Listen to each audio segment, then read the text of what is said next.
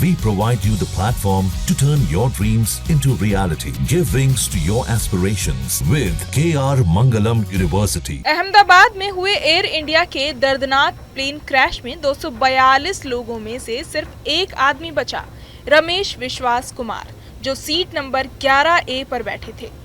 हादसा इतना भयानक था कि प्लेन के परखच्चे उड़ गए, चारों तरफ सिर्फ लाशें और मलबा रह गया। मगर रमेश न सिर्फ जिंदा बचे बल्कि वो खुद मलबे से बाहर चलते हुए निकले। अब सोशल मीडिया से लेकर न्यूज चैनलों तक एक ही सवाल घूम रहा है, आखिर 11A ही क्यों सबसे सुरक्षित सीट साबित हुई? क्या वाकई कुछ सीटें प्लेन में दूसरों के मुकाबले ज्यादा सेफ होती हैं? रमेश का कहना है कि टेक ऑफ के करीब 30 सेकंड बाद ही जोरदार धमाका हुआ और सब कुछ काला पड़ गया। जब उन्हें होश आया तो बगल में लाशें थी और चारों तरफ धुआं फैला हुआ था। उनके साथ उनका भाई भी था जिसे वो ढूंढ नहीं पा रहे थे।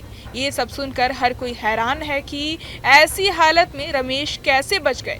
इसने एक बार फिर ये चर्चा तेज कर दी है कि प्लेन की कौन सी सीट सबसे ज्यादा सुरक्षित मानी जाती है।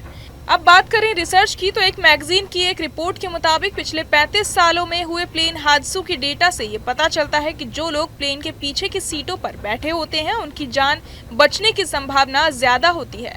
वहां मौत का खतरा करीब 28% होता है, जबकि बीच की सीटों पर खतरा 44% तक पहुंच जाता है।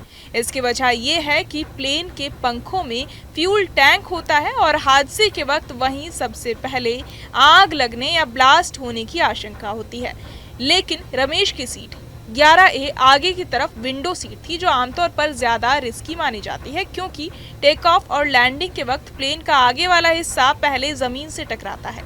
फिर भी रमेश बच गए तो इसका मतलब साफ है, हर हादसे की प्रकृति अलग होती है। कई बार टक्कर का एंगल, प्लेन की स्पीड, जमीन की हालत, मौसम, क्रू की रिएक्शन टाइम, ये सब मिलकर तय करते हैं कि कौन बचा और कौन नहीं।